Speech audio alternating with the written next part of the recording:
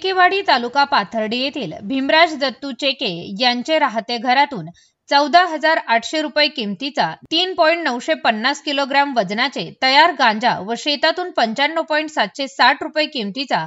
6.840 kilogram वजनाचा गांजा, लहान मोठे 8 झाडे असा एकूण 1,90,560 रुपये किमतीचा गांजा जप्त। विलास पुजारी, पोलीस निरीक्षक, पाथर्डी पोलीस स्टेशन यांना गुप्त बातमीदारामार्फत बातमी मिळाली की इसम नामे भीमराज दत्तू चेके राहणार चेकेवाडी तालुका पाथर्डी याने विनापरवाना बेकायदेशीररित्या गांजा नावाचा अंमली पदार्थ विक्रीसाठी त्याच्या राहत्या घरात ठेवलेला असून त्याचे चेकेवाडी गावाच्या शिवारातील शेतातील कडवळाच्या पिकामध्ये अवैधरित्या गांजाची झाडाची लागवड करून त्या झाडांची जोपासना करत आहे